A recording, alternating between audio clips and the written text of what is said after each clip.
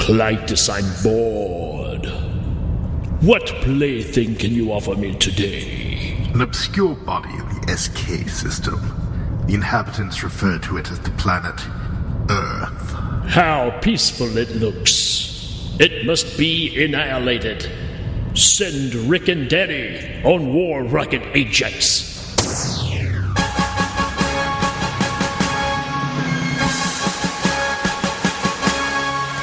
In 2013, Ming the Merciless, ruler of the known universe, declares the Earth to immediate termination.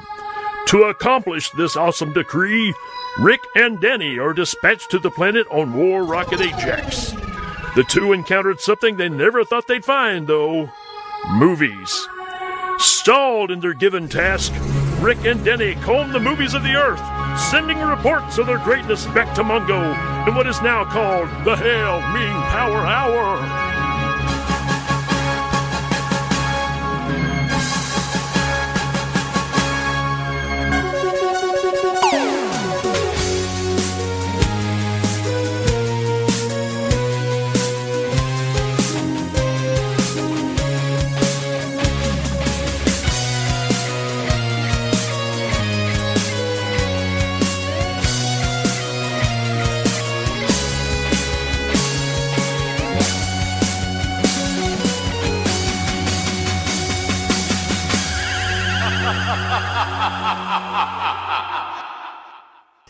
Hello everybody and welcome back to the Hail Ming Power Hour, where we talk about some of our favorite movies of all time, and really to kind of get you to either check these movies out for the first time, or if you have seen this movie before, we want you to go back and check it out again. That's right. These are movies that we love. We remember fondly. We watched recently. We have the utmost respect for, and we want you to give it a check out based on, to check it out, not to give it a check out. What are you, a doctor? Check it out. We want you to check it out, based on our recommendation and the things we point out. We're not going to give you scene for scene. We're not going to lay out the whole plot. We're going to tell you the points that we remember, that we love, and hopefully you'll check it out, and all the stuff in between will be just as good for you. Maybe you'll come to us with points that we didn't think of. Do it live. Do it live. We don't do anything live. It's all pre-recorded. It's all pre-recorded. That's the only way to roll. So if you don't know the show, if you're new to the show at all, I'm one of your hosts, Rick. The other guy that's the smart one is Danny. He's on that side. The one that's on that side, that's Danny Bennett. And we're here to rock your world. Smart is very kind, but I don't talk as excitedly as you do. So maybe that's where that comes from. Who knows? That's just the crack, man. It's just the crack talking. It's just the crack, man. It's just Hail Ming. So what we're going to do, folks, we're going to get together today and we're going to talk to you. This is our first episode for our October Halloween special. We got some special episodes coming up for you. And this is the first one where we talk about 1987's Monster Squad. That's right. It's about kids, so it makes sense that it would be the first one because it's kind of young in the series. Sure. Yeah. With that being said, we're going to take a break. We'll be right back at ya!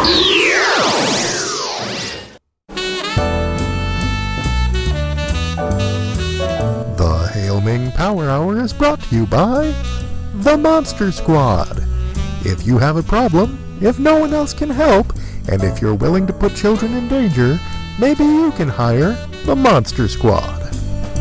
And loyal subjects of Mongo like you. Hail Ming! This'll keep it quiet. Oh, hi there. I didn't see you. You caught me cutting a new show.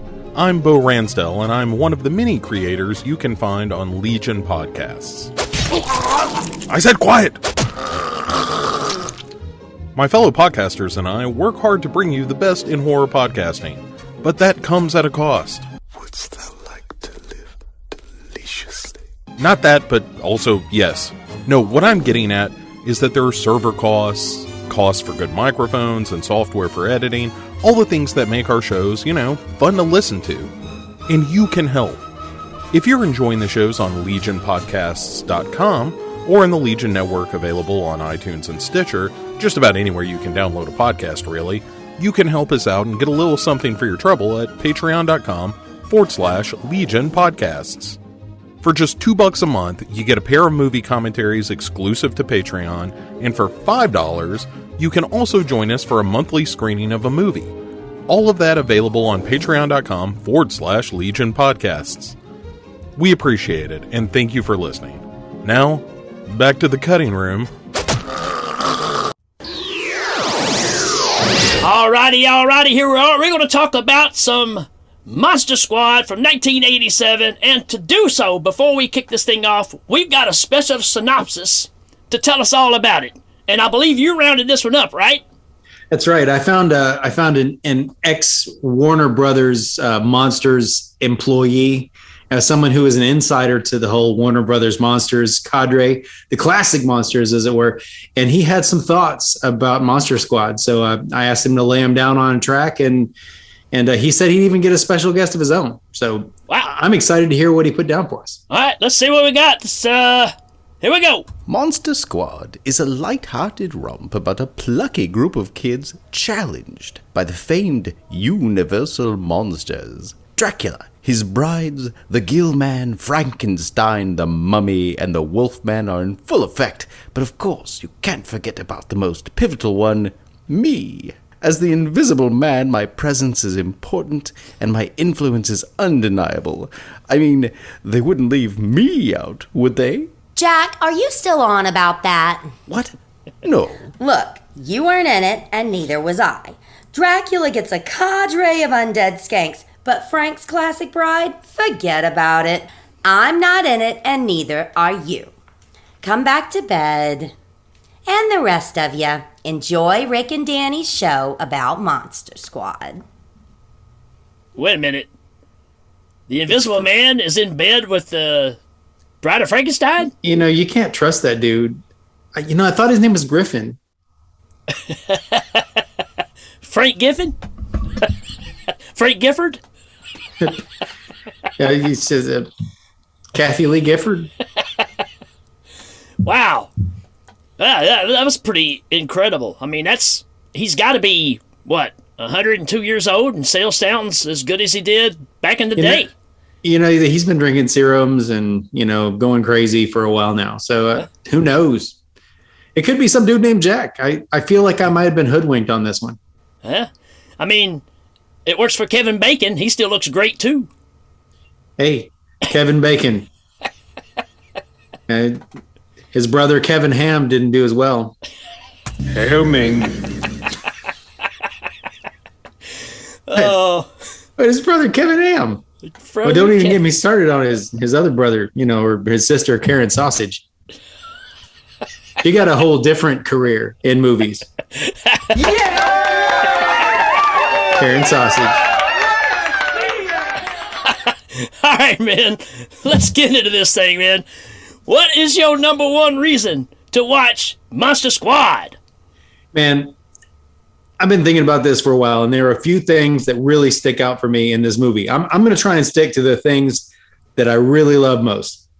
And the first thing that comes up pretty early on is the first transformation of Dracula, where he grabs a hold of the rafter and his webbed bat hand, is all furry because he's transforming from a bat to a person, and then drops down and he's Dracula. They do this all the time, and I love every one of those transitions. Every one of those transformation scenes they're creative and they're silly, but they look great. Well, you know why, right? Because they do. It's Sam Winston's workshop. Sam Winston's workshop, yeah. So, Stan Winston's brother Sam, always working. Sam Winston. Stan Winston's workshop. The same guy that brought us the effects for Aliens and did Pumpkinhead and he was kind of the go-to guy, right? I mean, there was only like one other studio doing all that, and was it? There was the other studio that did the Night of the Demons, right? Sure. And they weren't even working at that point, but they came around because Stan Winston was busy doing something else. Right. Yeah, you had, of course, K&B as well. So I mean, there was a few, Savini's group, but what can you say about just all of Stan Winston's work is, it's just awesome. And this is his group. It's not necessarily just him. It's his group. So yeah, man. My first thing I've got, and it's kind of the reason that so many people still love this movie, is it's the perfect gateway horror movie for kids, right? I think even kids nowadays can get into the original monsters through this movie because it kind of jams it all together. And it's fun and it's scary, but not too scary. It's right up there with The Gate and all those other movies, but this one's just a little more kid-friendly, which kind of hurt it at the same time. Yeah, I'm not so sure. I mean, it's unfortunately the things that we appreciate about it were because we have kind of a foundation in the movies of the time. Yeah. And you try and show it to some kids now, and they're as cool as these effects are, they kind of pale in comparison. But you know what? I hope that you're right.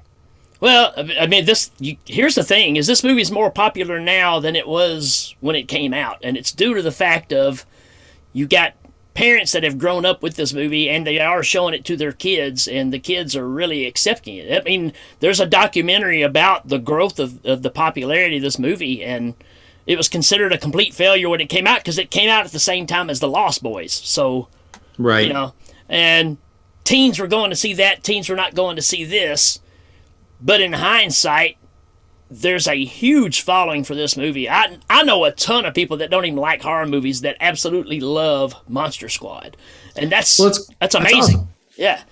And I think, again, because of that introduction of getting young kids into things that are just a little bit scary, this makes you not scared of them as bad as if you just watch a Dracula movie or a vampire movie or a Frankenstein. It kind of breaks that wall down for them and makes it more palatable when they go to those. But anyways, it's a great gateway horror movie.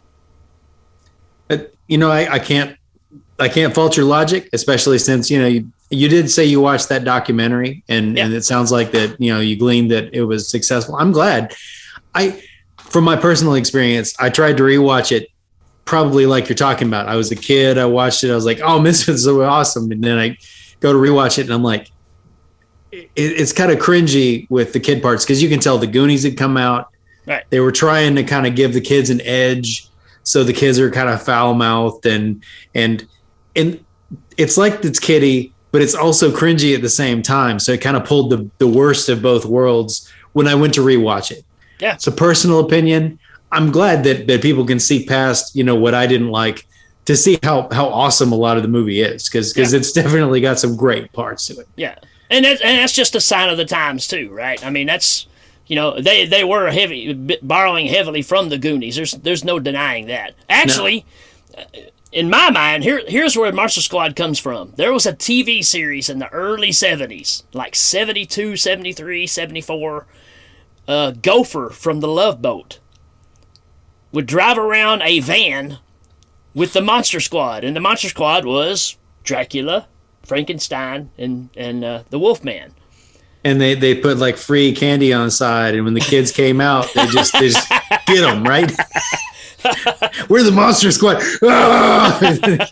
So when this movie came, another kid. When this movie came out, I was kind of expecting it to be a rehash of that story, but it's not. But I mean, they were actually like superheroes. I remember being on the playground and playing, hey, you're Dracula, I'm Frankenstein, you're the Wolfman, and you were like superheroes from the Monster Squad. And it was a Saturday morning show, and it only stayed on for like a season or so, and it's very hard to come by. You can catch some of the stuff on YouTube, actually. So anyways, I'm rambling on about folklore and nostalgia here, so well, I'll get on to my next point, but I have to say, when I was playing as a kid on the playground, we always played Batman, and I always ended up being Alfred. Hail Ming.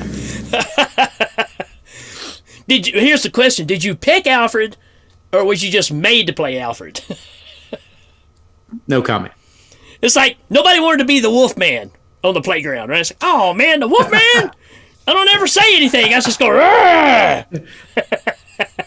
Well, could the Gill Man be any worse? I mean... Well, they didn't have the Gill Man on the original, so... Okay. Well, yeah, they'd have to fill the van with water.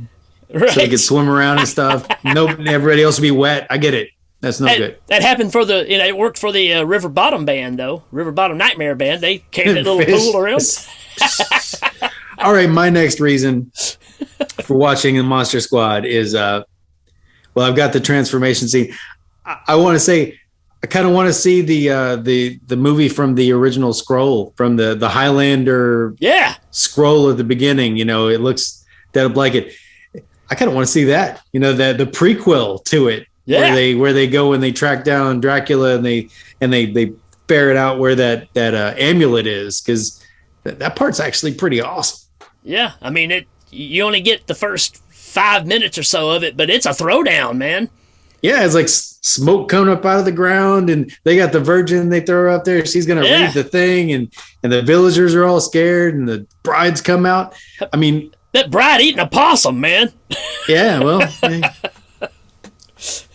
When you need a possum. And then that body pops up out of the ground, the skeleton, it's like, ah! Right. And then people were like, hey, can I borrow that movie? And you're like, sure. And then like a big snake wraps around the whole thing and squeezes it. Hail Ming. That's an inside joke, folks.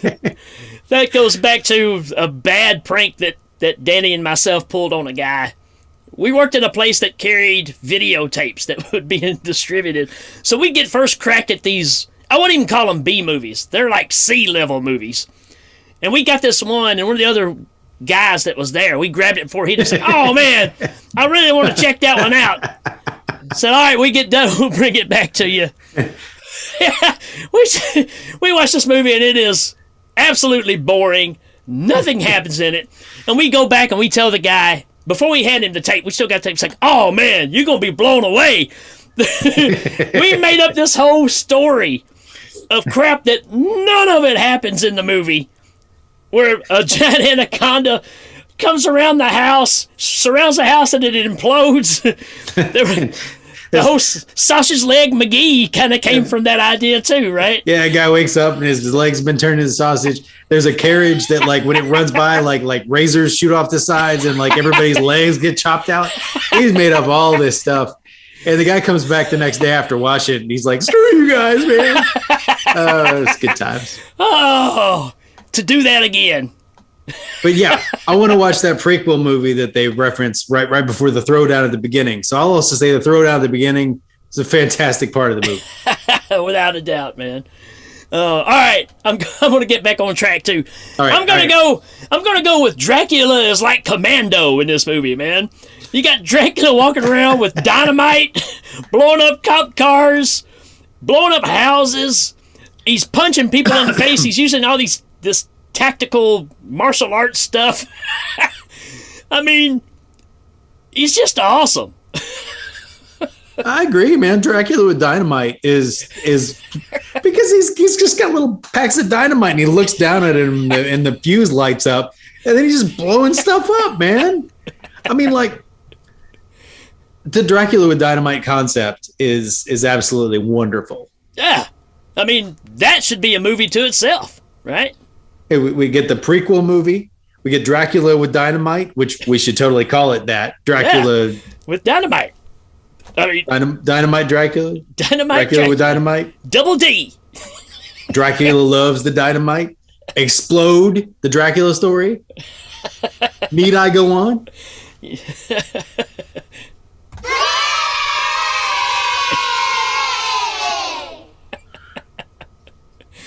That's all I got. I mean, I don't know what else to say about it. I mean, you got Dracula walking through town, punching people in the face like Bruce Lee and blowing up stuff with dynamite. While we're on the subject of Dracula's car.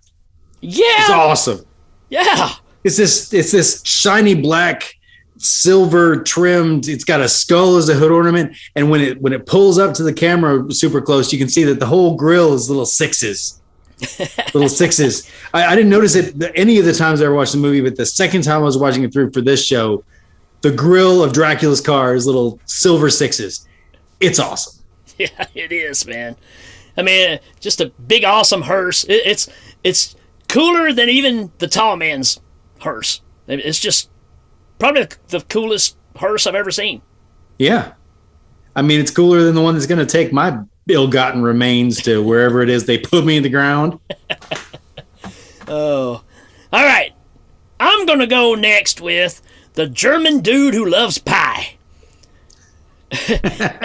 every neighborhood that you grew up in as a kid, you always had that one house that was the creepy house that you heard the creepy person lived in, or the people there just weren't right. Well, in this movie, it's this German guy who, needless to say, he's not a pretty sight to behold. No. But everybody's scared of him, and the kids are totally terrified, and they need somebody to translate this book that they found that's supposed to tell them about the end of days and the words that have to be spoken in order to end all this madness. And the only person they know that speaks German is the German dude. Scary German guy.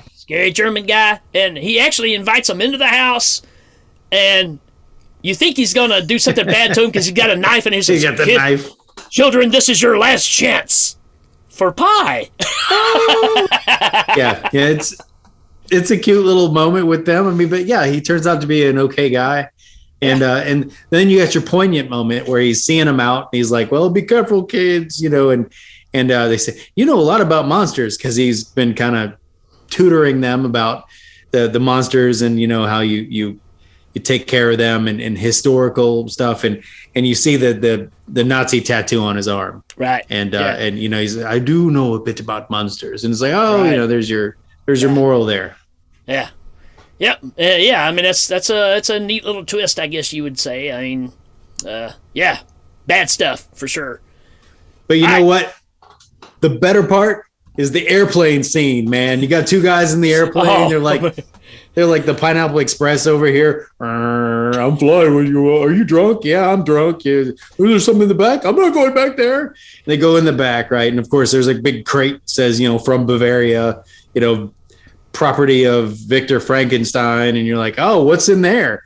But the guy turns around, and again, you got the Dracula sneaking around, and the trap door opens up underneath him, and he just stands there like, you think I can't just stand on air? Because that's something Dracula can do. And he takes out he doesn't have any dynamite yet, but he should. Hey, that'd be great. And he then he drops, and I always remember it being like the trap door opens and the crate falls at that point. But I think the crate's still in there when he flies out, but somehow it still falls into the swamp. Yeah. I don't know how anyway, it's a cool scene. Yeah. That's another one of the things about it. You can't watch this movie and dissect it because it's a movie about kids fighting the universal monsters with cool effects and Dracula having dynamite. And if you're okay with those things, you'll be all right with the movie. That's right. Went to the movie. That's a movie. Hey, and the guy that goes back into the cargo area, that guy is one of the guys from UHF. He's got the staples in his head. They kidnapped Stanley Spadowski and gets the staples shot in his face. Yeah. I think that was Stan Winston too, wasn't it? The staples in the guy's head. I mean, like they look real. They look real. No, that was Sam Winston, his brother. That was Sam Winston. He's a great friend of Weird Al. Yeah. Oh, all right.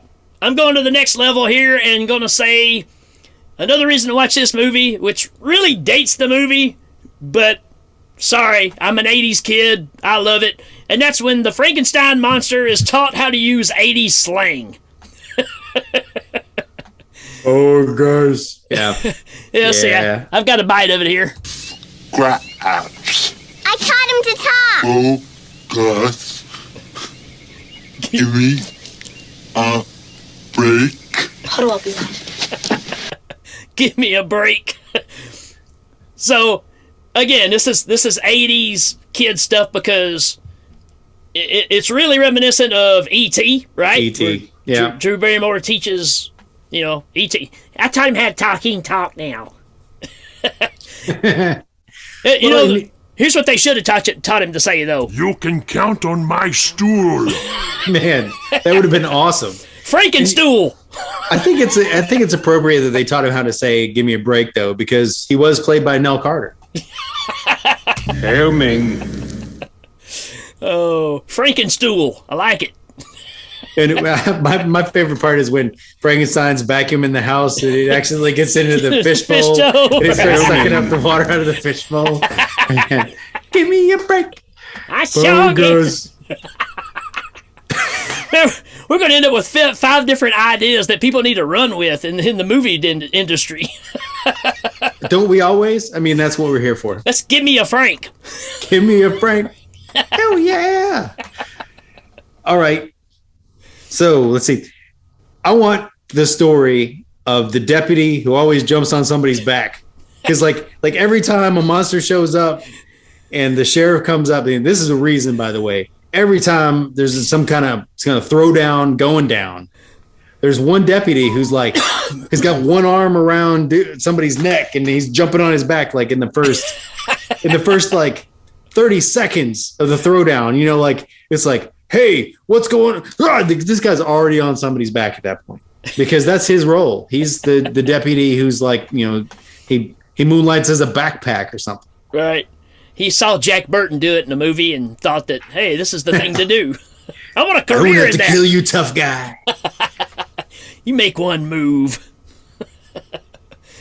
Yeah, I mean, there you go. I mean, his job solely is to jump on people's back and try to reprehend them, but I don't know that works out very well. No. I'm gonna go with the Wolfman wears the same shirt the whole time. I mean, normal dude in a police, in the police station there, and he said, "Please, you gotta arrest me. I'm gonna turn into a monster." And he's wearing this big fluffy Victorian kind of shirt. He's running around. He becomes a werewolf. The shirt becomes pieces of just shredded material. But even when he turns back, he's still wearing the same shirt. And this is like on end. It's the only shirt he's ever owned. Yeah, well, I mean, the production only had so much of a budget. So they had to use that same costume. They had people stitch it back together behind the scenes. Little stitching it back together and then it's right. Okay, girls, come on back over because it's. Yeah, even when Drax got him strapped down in the chair, the shirt's like kind of magically put back together a little bit, And that is not to say that only women can sew, because I'm sure they had a dude that was also stitching stuff. Oh yeah, without a doubt. And a dog. Dog? Some mice. Oh, they got the mice from Cinderella to come in, stitch that shirt back together. Unknown fact about this movie. Yeah. Unknown, possibly not real.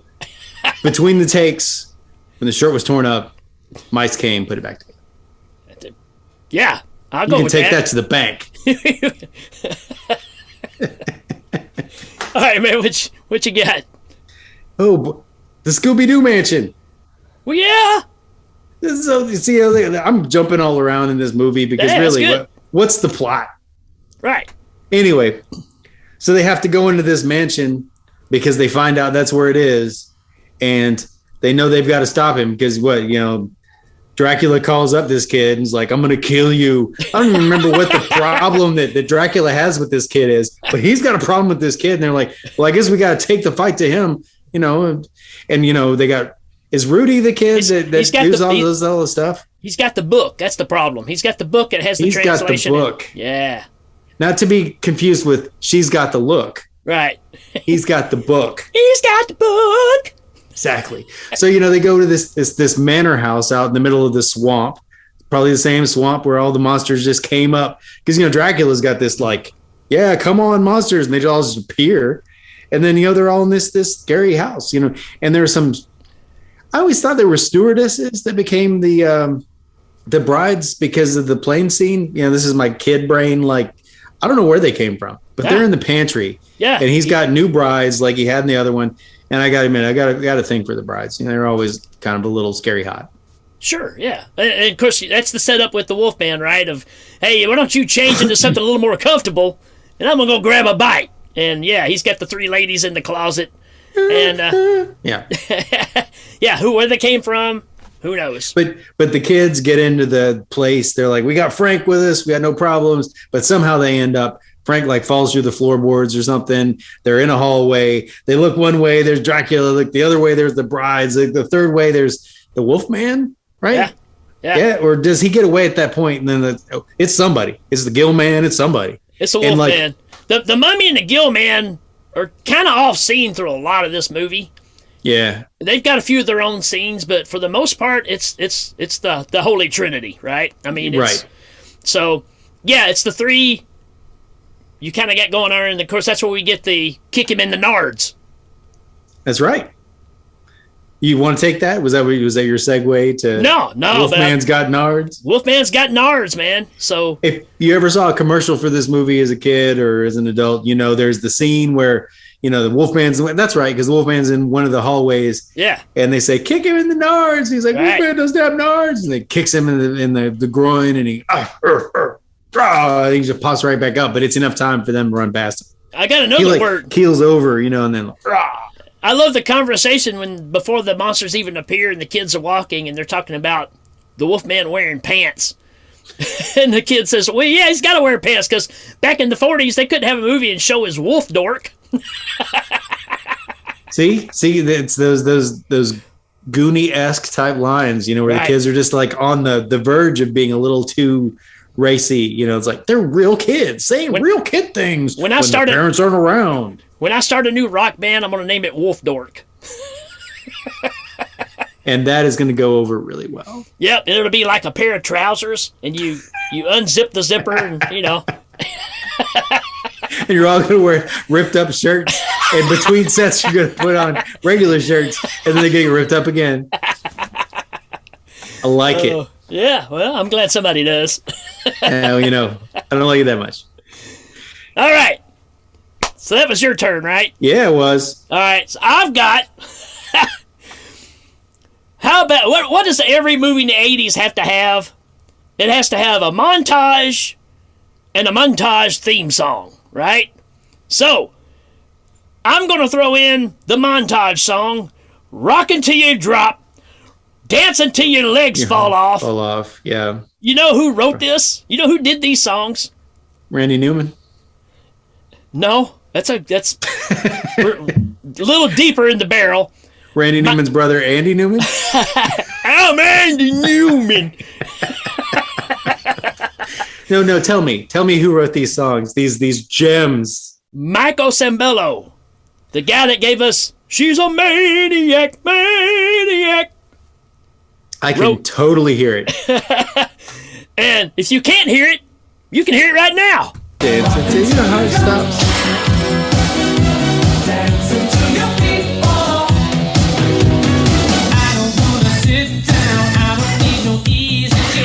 Don't need no easy chair. So, and during this montage, it's when like everybody's doing something ineffective except for that one kid that joins the club, right? Like, right.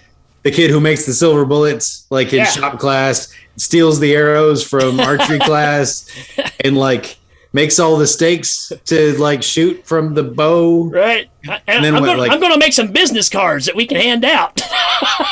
Yeah, Eugene like writes a crayon letter to the army, like there are monsters, and you're like, come on, man. But I mean, I guess it's kids. Man. It's kids. Horace doesn't do anything. He eats a candy bar or something. You don't have to. He's Horace. Well, he shows his true worth. No, he doesn't. Yeah, he does. Really. Yeah, sure he does. Yeah, he kills an innocent Gill Man is what he does. Hey, now, Gill Man didn't do nothing to nobody. Well, he was about to, though. The monsters in this are surprisingly ineffective, except for Dracula, who blows up stuff with dynamite. Like reckless abandon, man. He's like, oh, you got a clubhouse? How about that? You got a house? No, you don't anymore. I got a car, man. My car's a phantom car. It goes through other cars. Oh, the police car over there? No, not a threat. Watch this. Boom! That's right. Like, oh, we got a showdown? I'm not worried about any of these cops. Are you going to jump on my back? Let me go scare this little girl. That's what I'm going to do. Oh, all right. Michael Sembello. There you go. No, that's a good one. That's a good one. I have here, and this goes along that Rudy is the MVP with the silver bullets, the bow and arrow, and the stakes. because I mean, Rudy, who joins the crew after helping out Horace with some bullies. You know, he's definitely he is the Monster Squad, and the rest of them are just there. You know, what cannon fodder or like idea people or whatever. I mean, the other kid is still just butthurt because they had to give back Pee Wee's bike. So yeah, that's right. I mean, there are two main character kids, and neither one of them does anything as much as that dude does. They're like, well, we got the bad boy. We'll just have him do everything. Everything. Oh. Is that you or me? I just kind of said the same thing twice. Yeah. So I'll say the portal in time. Oh yeah. It shows up at the beginning. It shows up at the end. It's a reason to watch the movie. It's a big vortex. People flying around in there. Pieces of wood. Animals. Ash. Yeah. And I said you expect Ash to come out of the portal. I definitely. It's. How do you make it stop? It? Yeah. Exactly. But hey, how about this? I've even got it. Similarities to Evil Dead 2. Not only that, but we've got to recite the roars the right way to make this all happen, to eliminate the evil and take it away for another 100 years or whatever. Right. Bang! Evil Dead 2. Evil Dead 2. Yeah. And Army of Darkness. I mean, why do you need Van Helsing? You could just get Ash to come through the portal, and then he'd be like, I don't need a Monster Squad. He'd be like, Rudy, you're a good kid. The rest of them, get out of here. And you just take over. All right. I'm going to say, and this is just a quick one. Okay. I do like, to me, the Mummy's always been kind of a throwaway character in any fact. I mean, in any movie. I've never been enticed by the Mummy for some reason. But I do like this scene when he attacks the Jeep and they attach part of the strand to the arrow and they shoot the tree, and while the Jeep is driving, it gets unraveling him. I think that's fun, man. You're not wrong. It is fun. It's a good place for the Mummy to be in a kid's movie. Because it's like, oh, he's made of bandages and now he unravels. Yeah, you're right. I think the Mummy was always like the curse of the Mummy, and it was kind of he was a silent stalker like Jason, and you can't really have him like Jason in this, or it would be a whole different movie. It's almost even if you do a throwback to even like the Pumpkinhead story, right, where it's you've been cursed, and no matter what you do, the curse comes after you. But in most cases, it takes this form. So I get it. It's just never been one that I was totally sold on. I don't get excited when I see, there's a new Mummy movie coming out. I'm like, does it have Brendan Fraser in it? And that Brendan Fraser franchise was fun. It was fun. But it went too long. It went on too long. Yeah, well, you got to know when to stop. You're right. Next thing you got to stop. You got to stop when your feet fall off. You know where every franchise stops is when they say, the Mummy in space, Mummy till you drop. Mummy till you drop. Mummy till your heart stops. You got any more? I'm nearing an end. Okay, so we got Dracula with the dynamite. I cannot express how awesome that is. You got transformation scenes that are all fantastic, especially with Dracula. He always looks good. The bats are like fake. Yeah, sure. They're little rubber bats on strings, but like the transformation bats are pretty cool. Yeah. And I've got one more thing. It's referenced early in the movie where they're talking about the way to kill a werewolf. Oh, you have to use the silver bullet, right? And they're like, well, no, you could kill him different ways. But they straight up get some of that dynamite, shove it in his pants, kick him down a building. And what they say in the clubhouse is, falling on a bomb, would kill him. So he falls out of a building, bomb explodes. He falls into parts everywhere. Mid-air, man. I mean, he's still way up in the air when he explodes. So then he reforms because, the only way to kill him is with a silver bullet to the heart. Yeah. And that must have been really difficult in medieval times before they had guns. That's pretty awesome, too, because you see the body parts laying there and they start quivering and shaking a little bit. Then all of a sudden they just pull back together and you just see the shadow of him going, ooh, like I'm back. Right. and they take the silver bullet, and then the kid rolls up in the wheelchair, and then Gary Busey's like he tells that joke where he's like, oh yeah, he always calls me that, like my favorite part of the movie. Hail Ming. Oh man, yeah. All right, my last one. I got to give a shout out because this is one of those things. If you watch the documentary called Wolfman's Got Nards, they talk about this line. Danny's not a fan of it, but my name is Horace. Because they keep calling him Fat Kid, all this stuff throughout, all the bullies keep naming all this. And he stands up for himself. He does kill an innocent Gill man, I'll give you that. It's a good part. I'm joshing with it. I like it. It's a standing up for himself moment, and my name is Horace, which is pathetic that your name is Horace. But anyways, stand up for yourself, little man. In high school, we always used to talk about this movie, and I remember our discussion was, he says, my name is Horace, and then he cocks the shotgun. My name is Horace. Right. And we always thought it would be cooler if he cocked the shotgun halfway through. Right. He said, my name is Horace. It's Horace. Right. But you know what? One way or another, it's still a cool moment for that kid. He's been kind of the comedy relief. He's the chunk. Yep.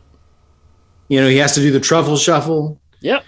He makes friends with Sloth. All that stuff. But hey, you guys! Hey, bogus! And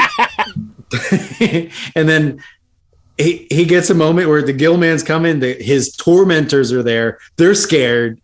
He's like, he shoots them with the shotgun. No recoil bothers Horace because his flesh probably gets it all. Just absorbed. And he shoots him in the chest. And it's a pretty good looking effects there too. Yeah. Gill man's all chest is open up. Oh, he falls over. Blood starts spurting out. All the kids get covered in the blood. The German guy starts licking off his fingers. It's. And then the Gill man looks up at the people around him and he goes, "You can count on my stool."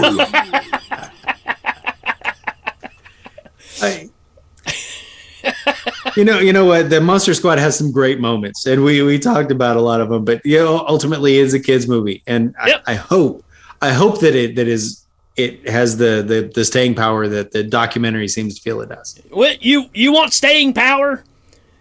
In order to stay in power, you have to have what every great 80s movie that's going to be a phenomenon has at the end of it, which is a rap song about the movie. I think. Which kind of goes like this. 100 years in the darkest night, the forces of evil come out to fight. The amulet they must destroy or spend forever in the darkest void. Who can stop that deadly might? Who will stand up for the right? From the mouth of babes comes dynamite. The Monster Squad gonna groove tonight. And you're right. That song is a Tour de France right there. Tour de France. Was that also written by Michael McDonald or whatever? Michael McDonald. With the Monster Squad. I like how, they obviously watched the movie and just wrote a rap song about it. Yeah. Yeah. They got the amulet and the Van Helsing's a big old thing. And then you got Dracula with some bombs and it's like you got the man with fangs with dynamite. I mean, it's it's one of those things that just because you had Dream Warriors, and all these kind of things. So yeah, you had to do the song, right? I mean, that's the Ghostbusters 2 had a rap. Yep. Yeah. So there you go. I mean, that's kind of where I end with my list. I don't know how you top it without saying, hey, you have to experience the song once. I got nothing. I got nothing that's better than that. There are parts in the movie that are still good. Oh yeah. There are plot points we didn't go over. Sure. But that's not what we're doing here. We're telling you the things that we like about it, and most of them involve the monsters and great effects and some scariness from our childhood, because that's what this is about. How can you not want to go check this movie out when we keep talking about Dracula with dynamite? He's definitely super cool with that dynamite. This is a cool Dracula. He is. He yells at little kids. Yeah. He blows up people's clubhouses. He doesn't take guff off nobody. That's right. He's a cool Dracula. All the monsters look great. There is one thing that's different about Frankenstein, the monster, that and it was because of a lawsuit, I guess you would say. They didn't have permission to use so-called Frankenstein's monster for the movie. So there's some alternate things on him. If you notice, he don't have the bolts in his neck. They're up here on his head. So they had to change that because, that's one of those things. I'm probably going to get some flack for this, but I didn't even notice. Yeah, there you go. That's why I'm here. I guess. He puts on that Frankenstein mask, and he's like, scary. Rocky Road. Rocky. All right, you got anything else? I'm just gonna say that Dracula and Monster Squad makes Dracula and Francis Ford Coppola Dracula look like Count Chocula. Man, what would have happened if Gary Oldman would have had a stockpile of some dynamite? That'd been a different movie, man. It would have been a different movie. I'm in love with Winona Ryder.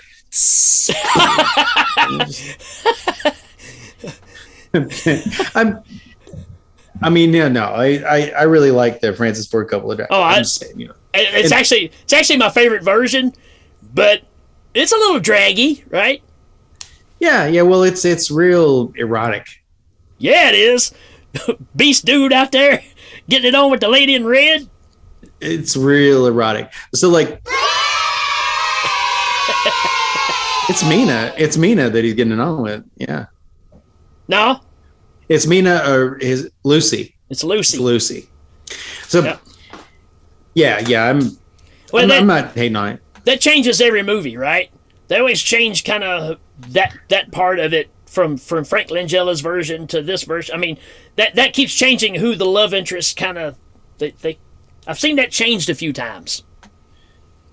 Oh yeah, maybe so. I mean, the Francis Ford Coppola Dracula that was all filmed on sound stages, which is pretty awesome. Like, it's got a lot of really cool stuff to it. It's a different movie than Monster Squad. I can't even compare the two. It's silly right there, but I mean, Keanu Reeves, man. The Count Chocula thing was a stolen recycled joke from Norm Macdonald's show on Netflix, which I recently watched, because he passed away. That guy was funny, but I don't know how he could possibly be utilized correctly. Right. Yeah. I think that's what I liked about him, though. He was kind of his own thing. You almost have to put him in the category of he's somewhere between Andy Kaufman and Stephen Wright. Yeah. He floats right in there, right? Well, and his show on Netflix is basically him getting celebrities to interview them and then just messing with them. Sure. Like he'll ask them a question and they're in the middle of answering it and he'll go, you know what I like? And it's so funny. After near the end of the run, it starts to run its course and be, kind of like Between Two Ferns. People kind of figured it out, or they weren't going to take it, or he got tired of it or something. But it's really funny. All right. You ready to get fact? I'm ready to get fact. All right, folks, here you go. Here's our introduction for Get Facked. Greetings, all. I'm Cam Soley from the Jacked Up Review Show. I tackle films, celebs, and even food of all kinds. By the way, it's time to get facked with Rick and Danny reviewing a movie that may or may not suck. Now break on through to the other side, mofos. Hail Ming. Break on through to the other side. All right. Yeah. Yeah. Cam's a cool one, man. I got to do some recording with him a while back, and he's always followed us.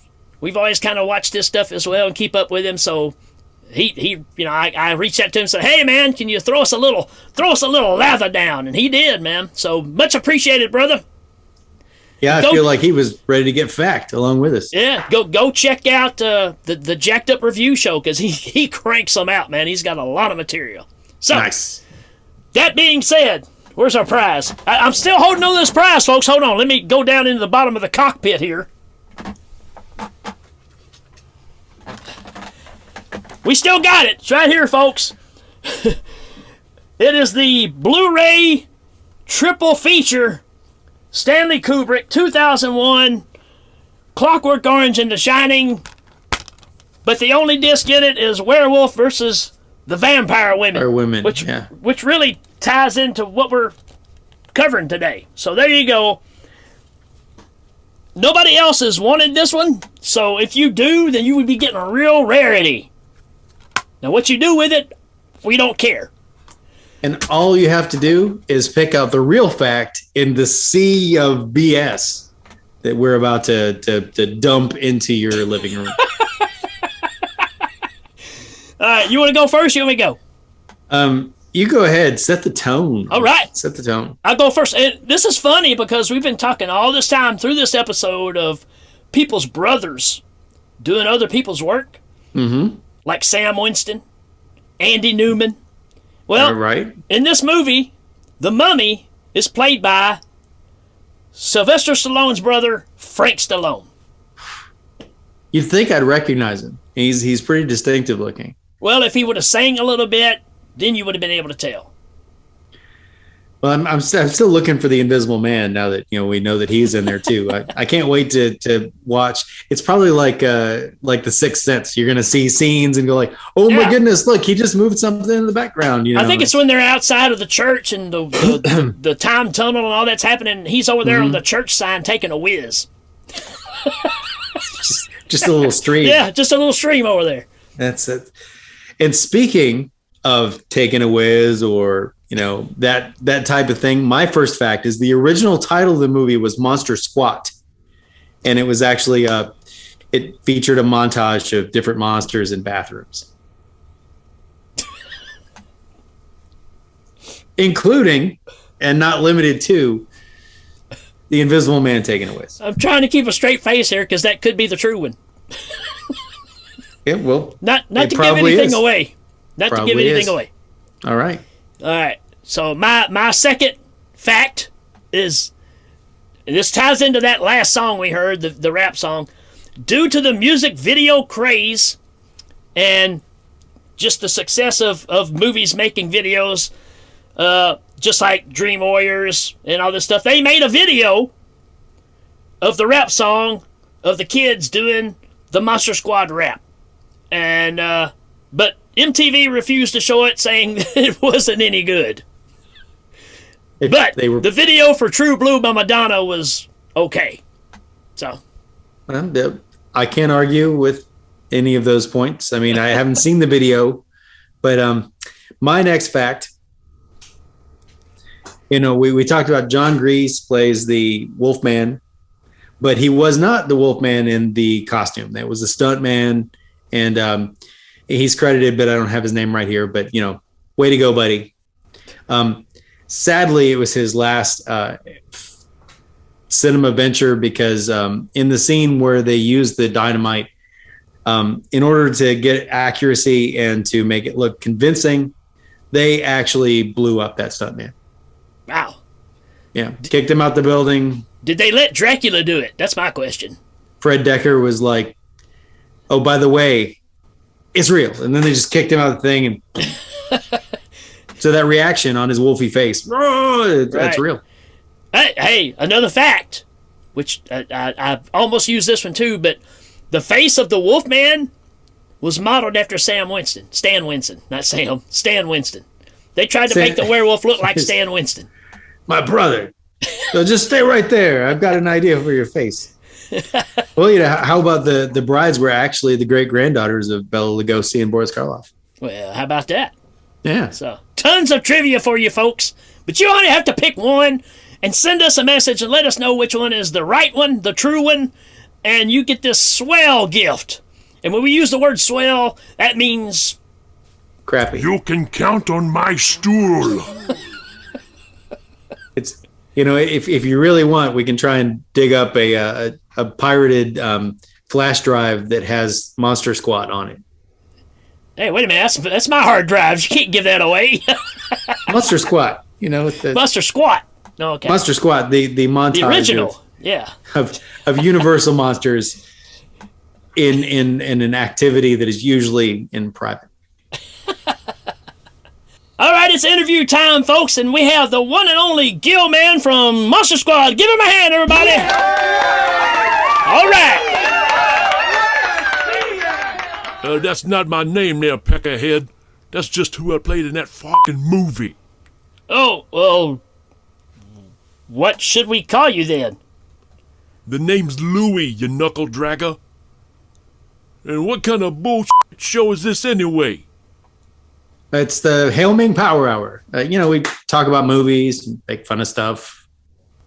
Oh, great. Another one of those fucking shows. Let me guess. How does it work with those other talented assholes? I take dumps more interesting than this show. Okay, Louie, what do you want us to ask you then? How about, hey, Louie, are you related to the creature from the Black Lagoon? Oh, that's a good one. Are you? Hell no. I'm not that kind of moron. Oh, well, we would have thought you were kin to him. Actually, I'm kin to another star. My cousin, f***ing Rudy. He was in Humanoids from the Deep. Oh man, I love that movie. Yeah, you remember that creature that ripped off that girl's bikini? Yeah. Yeah, that's Rudy. Oh man. Yeah, he's still doing time over that shit. Apparently he was just supposed to walk up and look scary. Well, he took it a little further. Oh man, I'm sure he got a lot of heat over that. Yeah, not to mention we got little Rudy running all over the place now. Rudy claims it's not his, but it's pretty f***ing obvious. Back on track. So what are you up to now? Any projects? You betcha, sugar tits. I've got some cutting-edge money-making video service coming out next month called Aquaporn. It's gonna be huge. Aquaporn. Okay. It just rolls right out your mouth. I think that's enough. We don't have time for anything else. Hey, wait! I want to plug the website. I'm sorry, man. We gotta go. We'll check you later, man. Aquaporn. Yeah. No. Folks, we'll be right back. Hi, this is Mark from the Hail Ming Power Hour, and today we're discussing Monster Squad. This happens to be one of my favorite movies growing up, and there's so many beats I'd like to get to in this. I just don't know how to cover all of them in such a short amount of time. I wish there was a way that...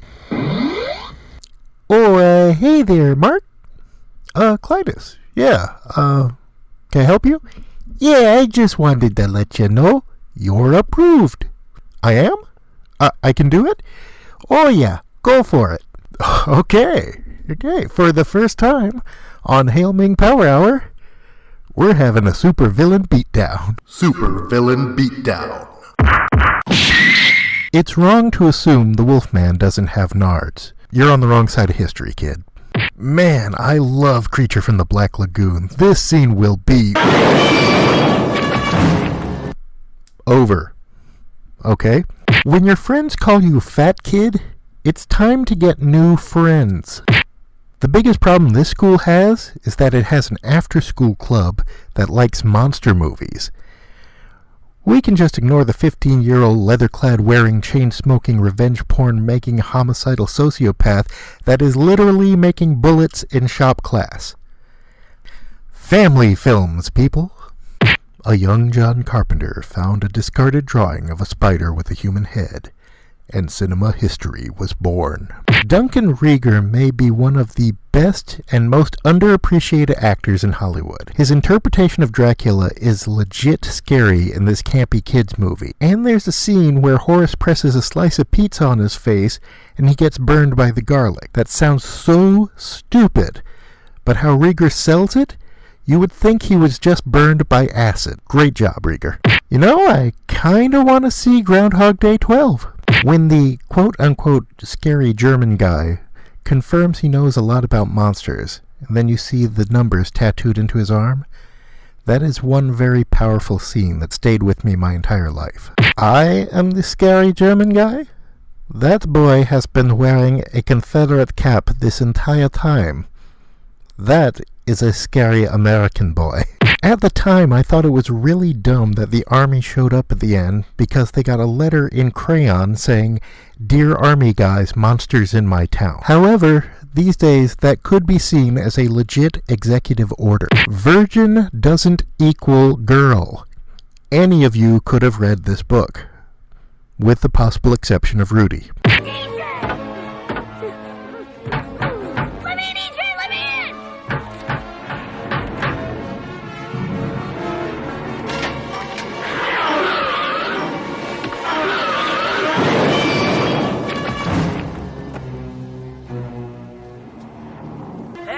Fat kid. Good job. My name is Horace. Way to go, Horace. You sure showed...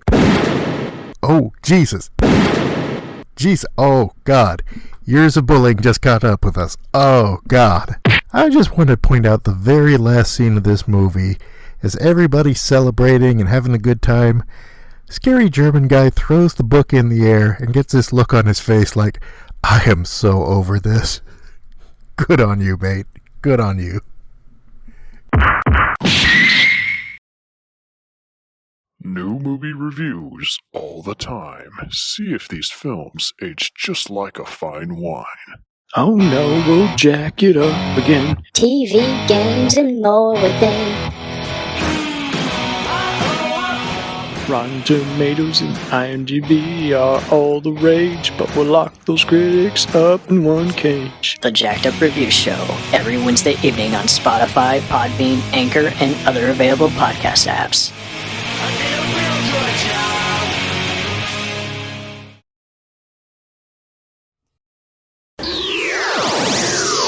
All right, everybody, there you go. Wrapped it in a nice little mummy rag.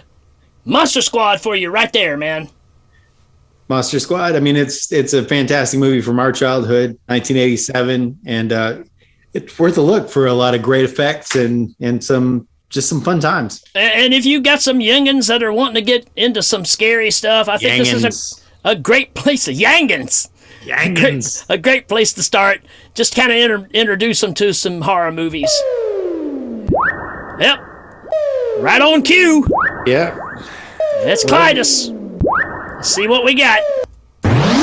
Hey, fellas. Hey, what's going on, Clytus? I just wanted to ask. No, Clytus. Monster Squad isn't real. Damn it. How'd you know I was going to ask that? Just a hunch, man. Hey, didn't you get in touch with Reba Williams? I've tried, but he says he's retired.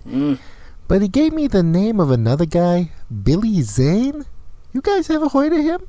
Sure, we know who he is.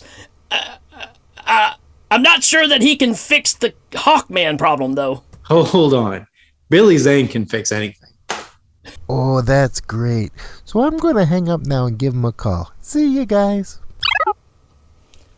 Well, there you go. It looks like Billy Zane's going to be flying to Mongo to possibly help fix a Hawkman problem. Well, he had an enormous scarf last time I saw him, so he's sure probably did, up to man. the task.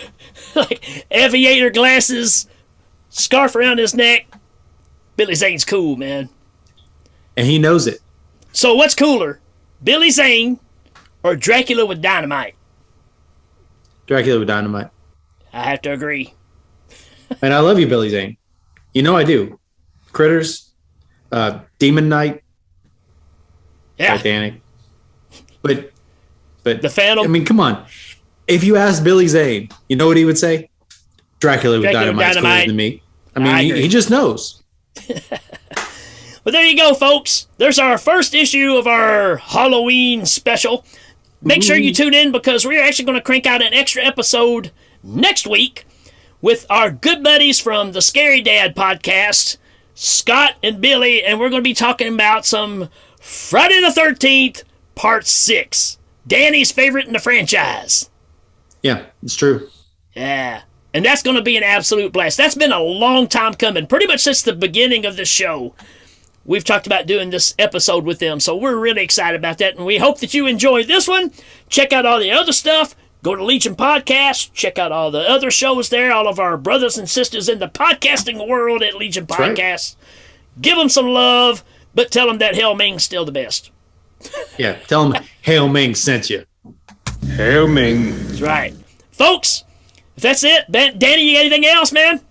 No, just Dracula with Dynamite. Dracula with Dynamite. Folks, we will check you later.